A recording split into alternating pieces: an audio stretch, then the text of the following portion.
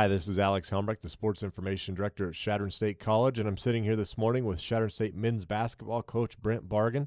The Eagles had a successful home weekend opening Rocky Mountain Athletic Conference play at Armstrong Gymnasium on Friday, earning a 72-58 victory over visiting Regis University.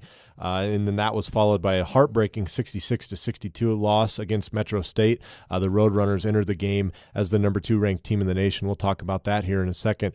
But Coach, first of all, just getting that first win of the season over Regis in a game you basically controlled from the tip. The Eagles never trailed and had a big lead throughout much of the game, so you got to be happy to see the Eagles get back on the winning side of things and play well. Well, as in most games, you do some things well and some things that you need to improve on or want to get better at. Thought we had way too many turnovers and we gave up too many offensive rebounds, but other than that, I thought we did a good job. We held them to 35% shooting from the field and 14% shooting from the three-point line. Our free throws are basically even as far as numbers go, and we did do some good things. We shot 54% from the floor and 46% from the three, but for some reason we just did not shoot free throws well in either game this weekend, and really that killed us. It would have given us a bigger cushion in the Friday game, and it probably wins the Saturday game if we just make some free throws. Moala Tatua had a game-high 20 points and added 8 rebounds. The senior from San Francisco really probably had his most dominant game. He was 10 of 15 from the field. 6 of those 10 field goals were dunks, setting a new school record. He broke Zach Kennedy's record that was set in 1999 for 5 dunks in a game. And really from the onset, Mo was just fed the rock down low. Well, we got it to him early, and we had a little play out of I think his first 3 baskets were all dunks, and one was a play, and the other 2 just happened to be. As far as one was great penetration by one of his teammates, and another one was his offensive rebounding persona. And he goes and makes a couple of nice plays out of the gate. We established him early, and he did a great job of going. I think 15 attempts is the most attempts that he's had all season. And that's something that, we got to continue to have him go in and score baskets. They didn't foul him much. He only went to the line 1 time and shot 2 free throws, which is abnormal. Usually he gets about that many touches. He just doesn't get that many shots off. He's usually getting fouled at some point and going to the line. And he's a big piece of what we're doing. And he's got to be able to score at a high level and be able to be very efficient as far as field goal percentage and free throws and continue to rebound the way that he rebounded. I thought he did play pretty well in that particular game. I know that it was an emphasis of you and your coaching staff to get the ball into the post, to kind of take advantage of your size and height there over Regis. But you also did a nice job of getting out and scoring on the run. You guys finished with 8 fast break points, and I thought you really pushed the tempo. Well, I think that's something that, based on athleticism and depth, I thought we were a little deeper than what Regis was, and I thought we had the ability to get out. We did play quite a few guys, I think about 13 guys in that particular game. So we did want to get up and down the floor just a little bit and get out and run, and I thought our kids did a good job. But that starts with defense, though. When you get stops and you hold a team to 36% field goal percentage from the twos, while you're going to have a chance to get out and run. If you create 21 turnovers, you're going to have a chance to get out and run. If people are scoring baskets against you and you're taking it out of the net, it's much tougher to get transition baskets, obviously. And I thought we defended well from the field, and I thought we did a good job of creating turnovers, which created easy baskets. The CSC's 72-58 victory over Regis was followed by a 66-62 loss against Metro State. And Coach, I'm sorry that this one's probably just going to sting you for a little bit. The Eagles really played kind of a forgettable first half, missed 5 of 14 free throws, missed the first 10 shots from the field, finished that first half 5 of 21 from the field, though. And Metro owned a 30-16 lead, but boy, did the Eagles ever come out and play in the second half, outscoring Metro 46-36. Began the second half, I believe, on an 18-3 run. Got into the game, tied it at 43 apiece, but just could never get over the hump. Well, that's give the number 2 team in the country credit for finishing games, and I thought we did what we needed to do. We established Moala again. We had some good, efficient production out of Chris Curtis, who definitely had his best game of his Eagle career. I thought we went inside and got their bigs in some foul trouble, which limited their production and limited their minutes. And we did everything we really wanted to do offensively and defensively. They've got one guy who's comes into the game shooting 26% from the 3-point line, and he goes 3 of 6. And then they bring a kid off the bench who we were aware of coming out of high school. He's a young man from Utah, and he was shooting about 25% from the 3-point line, and he goes 3 for 4. And so those two guys are, really killed us. We did what we needed to do on all the other guys, but based on percentages, we liked the percentages that we were playing defensively. And if those guys shoot their normal percentages or we shoot a normal free throw percentage, we were shooting free throws awfully well until this weekend, and I think we went 44% one game and 54% the next, and those percentages just are not going to win you any games. And the tough part about it seems when Metro State made a basket, it was always a timely shot. When Shattern State tied the game, Metro State responded with 2 straight threes from Demetrius Miller, and then as Coach mentioned, Tyler Cooper came off of the bench and hit 3 threes all in the second half.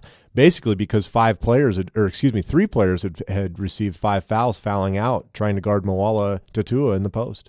Well, I thought we did a good job of establishing what we wanted to get done. In the first half, we were, to their credit, we were on our heels a little bit, and we didn't execute. We were not as fluid offensively as need be. We didn't execute to the level that we're capable of executing. We did not shoot the ball very well, and a lot of that had to do with how Metro played us and what Metro got done. But some of it was just us being a little bit too hyped probably and didn't shoot the ball particularly well and dug ourselves a big, deep hole. But we had every chance to quit right there. I think we were down maybe 12 or 13-0 to start the half. And then after that, about 5 minutes, initial 4 or 5 minute just brain lock, we played well. And we held court the rest of the way, the rest of the first half. And I think from there out, we were a 1-point deficiency. And then in the second half, we came out and played really, really well. I thought we did what we needed to do offensively. We got 3 stops in a row. We came out and got a couple of baskets right away, and we cut the 14-point lead to 6 or 7 right away. And we did a great job and battled them throughout. Once we tied it, I thought we had a definite opportunity to win the game. And if we make any free throws at all in this game, anywhere close to what we're normally making free throws at, or if we box out on the last possession, the very same thing happened to us last year. They came in and played us very highly rated. It's a 2-point game. In the last 10 to 15 seconds of the game, they shoot a free throw and they get an offensive rebound. Or last time it was an offensive rebound. This time it was we kind of got the ball tipped around and didn't secure the ball and ended up being out of bounds once we did secure it. And it was a turnover. And so both games came down to a free throw box out. And it was very disappointing that we were unable to do so, because that's one thing that we work on in practice and talk about. Obviously, there were several bright spots, and one of them, Coach, I thought really was the defense of Kevin McClellan that he played on Reggie Evans, who entered the game, as the RMAC preseason player of the year, a highly touted senior player there from Metro. It took 17 shots for Reggie to score 18 points, and people are going to look at the box score and see that Kevin McClellan was just 1 of 10 from the field, but he played 38 minutes on arguably the best player in the RMAC and made him work for everything that he got. Kevin was one of a couple of guys that played over there. He also guarded Demetrius Miller a bit. And you got to credit Chris Curtis and Kevin McClellan for doing a good job of guarding Evans. We know that he's going to put the ball up. He shot the ball 17 times. That's not abnormal for Reggie. He's usually right at around 16 or 17 shots. We held him to a great percentage, which is, just about 30%, just over 30%. From the floor, and we did good things on other guys too. Jefferson was into the game as one of the leading scorers in the conference, and their point guard, he goes 2 for 9 and 0 for 5 from the 3, and we did a good job of guarding those individuals. Jonathan Morris, their post guy inside, is a preseason all-conference player. He goes 0 for 5, and we get him in some foul trouble. And I thought our kids played well. We deserved to win the game, and I'm disappointed for them that we didn't win the game. We just have to find a way to finish games. Obviously, with a couple of buzzer beaters, an overtime game, this one, and a couple of others. Why, we've got to be the best 1-7 team in the country. I swear, if we can find a way to finish games and play one or two more possessions, we're going to win a lot of games in the conference. Well, the Eagles will have a chance to win 2 more games in the conference this weekend. They play their final 2 games here at home in the 2011 portion of the season, hosting Colorado Christian University and Colorado School of Mines. It's kind of a unique game time since there's graduation here on Friday. The Eagles will be hosting Colorado Christian Saturday afternoon at 3, and then that'll be followed by a game on Sunday afternoon at 3 p.m. against Colorado School of Mines. Coach, I know it's still early in the year. You haven't really looked too much at either team, but Colorado Christian enters the game 1-6 overall, 0-3 in the Rocky Mountain Athletic Conference, and they kind of struggle offensively. They're just shooting a shade under 39%, and they're allowing their opponents almost a 54% field goal percentage. Yeah, I haven't done anything with CCU or Mines yet. We got game uploaded and downloaded, so we'll be able to watch that today. Really, we just need to continue to focus on us. I mean, if you look at statistically some of the things that we're doing last weekend, if we make free throws, which is completely up to us, we win 2 games. We will go in and look at both teams. I don't know anything about CCU simply because they've got a brand new coach and they got a large number of new guys. They don't have many returners from last year's team once Coach Daniels left. So I've got to go in and do a little bit more homework on them, and we'll start on that today. And, we can't overlook anybody. We look at their record and go, well, they're 1-6, and you think that you're a pretty confident club, but we're 1-7. You look at 0-3 in the league, and we're 1-2 in the league. So we have no room for error. We have no room to overlook anybody. I think we're a very good team. I think we have the ability to be awfully good if we continue to compete at a high level. And basically, we need to focus on us and what we're trying to get done. After the CCU game, Colorado School of Mines will play here Sunday. The Ore Diggers are 7-0 on the season, 3-0 in the RMAC, and really one of the better teams in Division II. They've had a group that's been together for a long time. They're ranked 7th in the nation, and they're beating opponents by almost an average score of 20 points a game. That being said, the last several times Colorado Mines have played here, they've been some really great games. Many regional fans will remember some nice matchups between Dale Minchwaner, their post guy, with Moala Tatua. Both of them will be in their final season this year. Well, we've had some great games with them. I think there's been only maybe one game that's gotten out of hand in the series, and Coach Orser does a great job over there, and they've got great kids.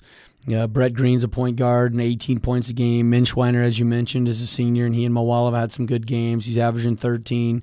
Trevor Wages, who I think is an awfully good player, is a forward who hasn't started games and comes out the bench. He's doing a heck of a job. They got a lot of good kids and a lot of good players, and it's going to be an uphill battle for us. But, as we saw last week with the number 2 team in the country coming in here, and it's basically a one-possession game, and if we make any free throws, you have a chance to win the game. Anything can happen on any given day, and we've just got to be as prepared as we can be and know that they're going to be a tough-minded group, and hopefully maybe be able to take advantage of them having finals this week too, I assume, and going to Kearney and then coming here, and hopefully we can take advantage of some of that home court advantage that we've been able to have as far as playing well at home.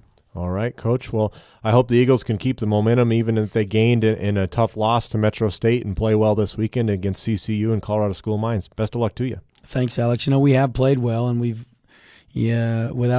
a couple of last-second shots or an overtime game, we're in every game and battling and competing. We just got to find a way to finish, and I hope that with a different game time, people don't get confused and will still come out and watch us. I think it's a exciting brand of basketball, and hopefully the crowd was a big factor last weekend. Hopefully it'll be a big factor again this weekend, and people will continue to come out. Thanks for all the support. Thanks for having us. All right, and both of those games tip off at 3. Thanks again, Coach.